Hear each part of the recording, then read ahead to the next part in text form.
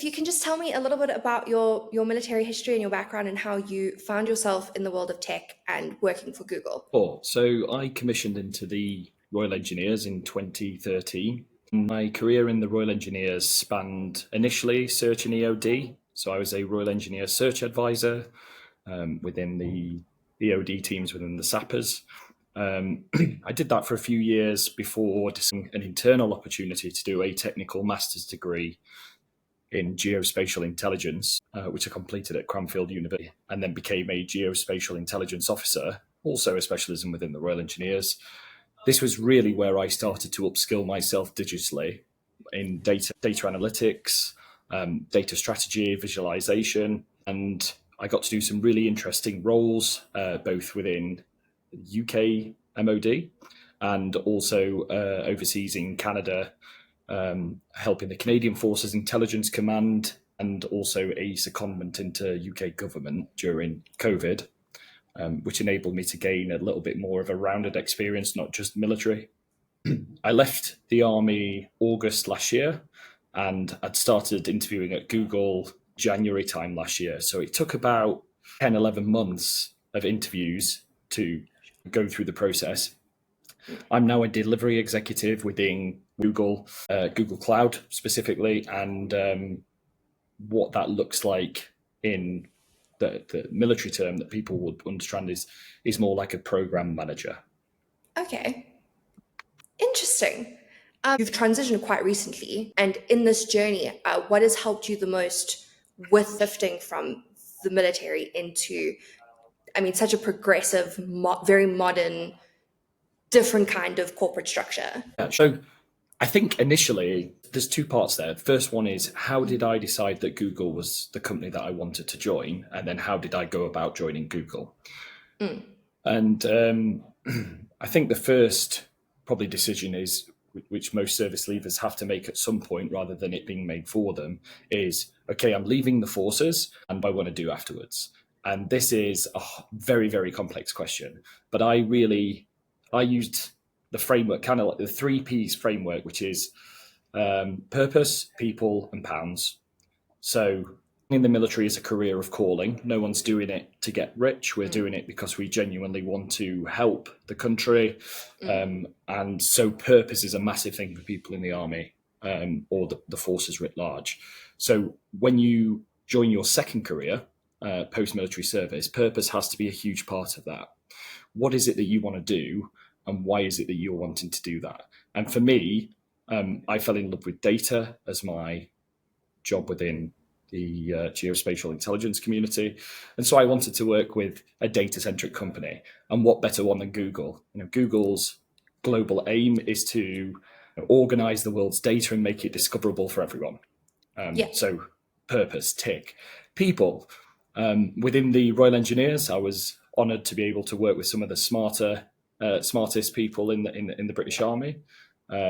Not to say there isn't smart people everywhere, but I think we're gifted in the Royal Engineers. And so I wanted to work with some of the best data engineers in the world and some of the brightest minds. And so Google covers that as well.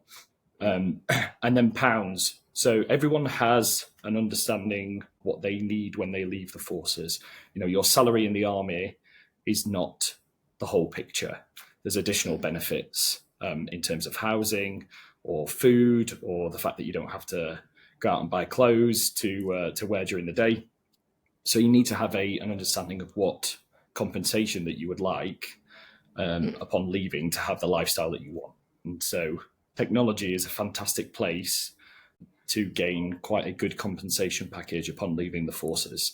And a lot of technology firms are actively looking for veterans because of some of the qualities that we have.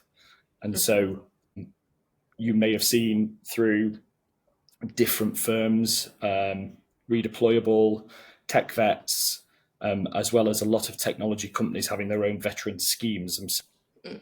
You're able to get upskilled and find a route into tech that way. We could talk a little bit more about that if that's useful. Yeah, I would love that, because that's a great segue again into how veterans or service leavers, younger service leavers looking now for their second career which avenue can they go into? Because I found in the month that I've been with Redeployable, this choice overload and these little buckets that veterans often find themselves in, and it's often project management or even sales. So there is a misconception that you have to be techie to work in tech, and it puts a lot of people off.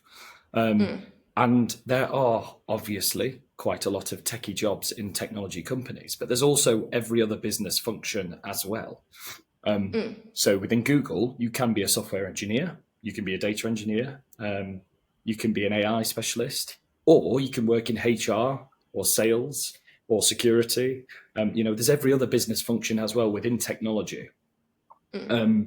What I would say is you need to make a decision what you want to do in a technology firm. And if it is something that is more of a technical role, then there are reams of free training resources that you can do to start to understand what that would look like. Most people tend to lean on the experience that they have already within service. So within geospatial, we have a lot of people that have bachelor's degree. Well, every soldier has a bachelor's degree in applied computing and GIS. So they have a lot of training in that area. So what they tend to do is when they leave, they try to look at that. But you don't have to. You can do a complete pivot. You could be an RLC driver. You could go on to internal systems. There's cloud training for free for everyone in mod. You just have to type it in on ModNet. There's different veterans charities that offer free training in everything from cybersecurity, coding to cloud solutions architecture. So what I would say is, if you're just looking to shape what you want to do in technology, start by doing some of the foundational training that's free for service leavers and serving personnel. So, for example, I did the Google Cloud Digital Leader, which is quite a high-level basic course. It's a recognized qualification, so you get a qualification that you can share through Credly. And it's the foundation. So it's just introducing, what is cloud computing? What are the services that Google provide? What is Vertex AI? What is, Google Kubernetes engine and all this kind of stuff? BigQuery and MySQL and stuff. Do the basics and right for you, do something else. But by doing that, you're instantly getting a step up on the job market. There's no point, wasting your massive resettlement opportunity by just doing what you think we should all do. So there's a lot of people that will be leaving and they'll go, okay, I need to do a project management qualification. I need to do a health and safety qualification. And they're doing it because they think that that's what they should be doing. Not necessarily they want to be a project manager.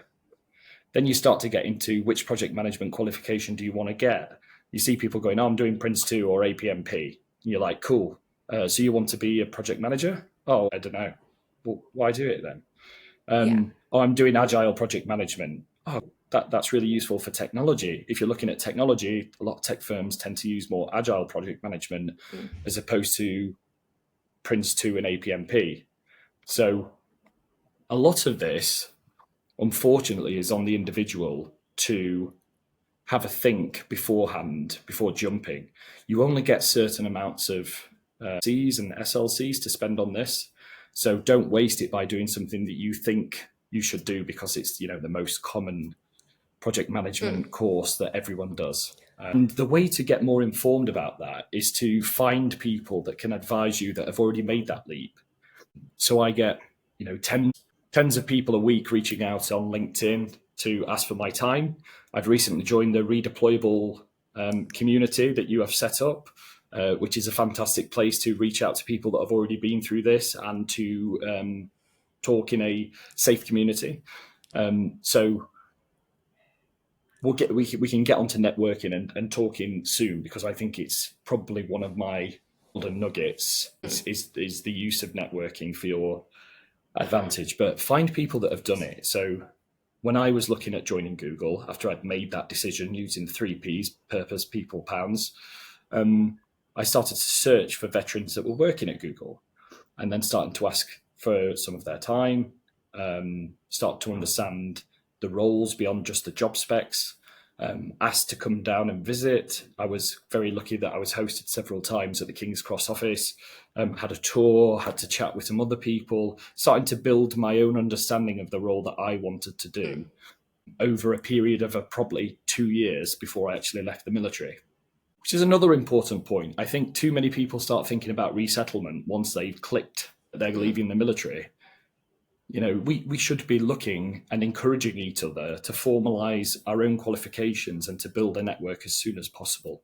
Definitely, and it's so great to hear that you've joined the community. We believe that it's so important and so critical for veterans who are currently in Civvy Street to also understand that their second career doesn't have to be just their second career. They can move on and try different things in different angles. If they've done a project management course and they realize it's not really for them, it's not the end of the world. And for service leavers to network and build those connections so that they can grow and make the decisions based on the 3Ps, like you said.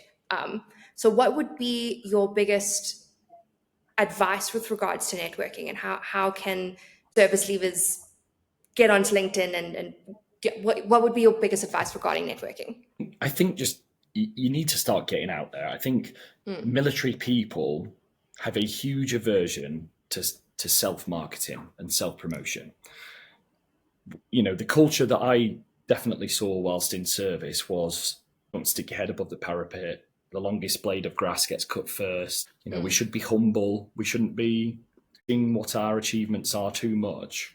And unfortunately, no one else is going to do that for you when you leave. So you need to reconcile with yourself that you need to create your own when you leave. So jump on LinkedIn. Make sure that you've got a good profile. There are tons of free resources to understand how to set up your LinkedIn, your resettlement. Then start posting. So, that sounds very obvious, but start writing things that you are up to. Talk about your resettlement journey, talk about your experiences within, what you can and cannot talk about. And by posting and starting to get an engagement with people will connect with you and you start to grow your network more organically. The other way is you need to reach out and start connecting with other people. Now, one of the things that I see people do, it's not wrong, but it's not using LinkedIn to its best, is they just connect with people that they know. And what happens is your network becomes a little echo chamber of just people that you know, which defeats the object of growing your network. So you need to reach out to people who are like second and third connections, friends of friends in different companies, specifically in areas that you're wanting to go into. If your entire network is service personnel and veterans, to be tough, have a understanding of what's happening in the industry that you want to pivot to, which I would say more than often people are happy to connect with you. What I would say is make sure that when you're sending a connection request, you add a little note on that within LinkedIn. So don't just send a connection request, just be like, hi, I'm Luke, I'm a service leaver, I'm interested in joining your industry. I have 20 minutes of your time just to talk about your experiences. If not, can we just connect and I can stay abreast of what's happening in your world? Brilliant. No, I love that. What have you found has helped you the most, like that your softer skills that you've picked up in the military has helped you, in your networking journey and in your journey with Google and in a tech environment? I think it's cliche to say, but leadership and confidence at all levels, from junior NCOs all the way up to senior officers.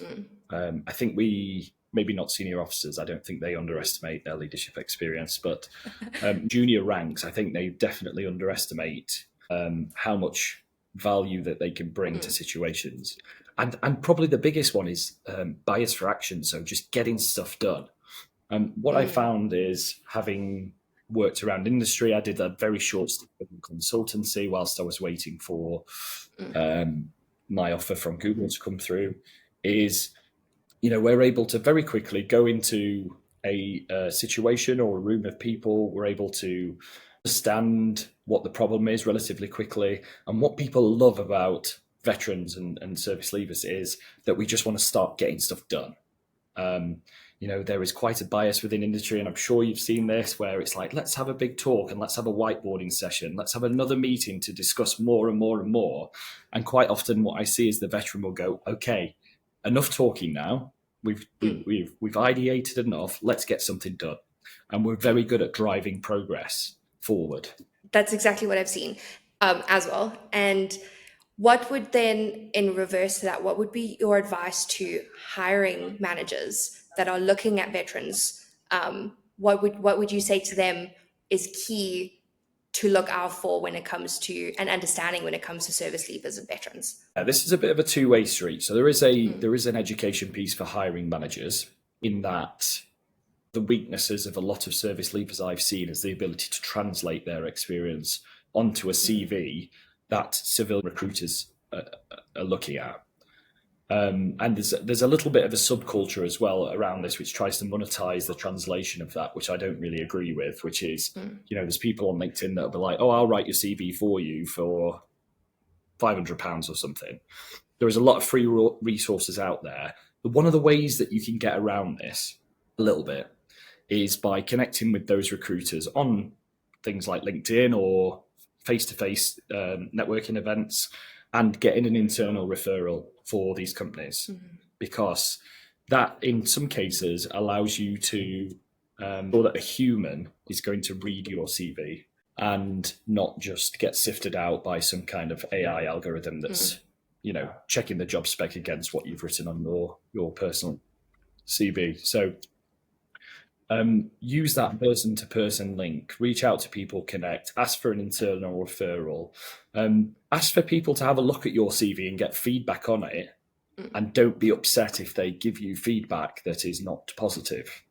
One of the biggest kickers I got when I was trying to decide where I wanted to go is I spoke to a couple of the big consultancies, specifically Bain & Co., and sent them my CV, and this was a veteran that was in Bain, and he was like, I would not be comfortable putting that forward to anyone in Bain. It's terrible. I was like, oh. And then my go-to was, this guy's like horrible. What was he talking about? But then we had a bit of a call, and we went through why it was terrible. And why it was terrible is I was just rambling on and on about what I'd been up to. What we did is we really tidied it up and we made it more quantifiable. So what that looks like in a Google CV, normally we call it the XYZ equation, is achieved X by doing Y as measured by Z. And that is a really good way to start adding quantifiable evidence to what you're saying. So if you ran a project, that's great. But don't just say you ran it. Say, I ran it and it led to this much improvement as measured by, I don't know, a revenue increase of £10 million, or an efficiency gain of 15%, or a headcount growth of 20 people. Starting to do this starts to quantify what you've done, and recruiters really like that. Brilliant. Well, that was nice and succinct. I think I've got everything I need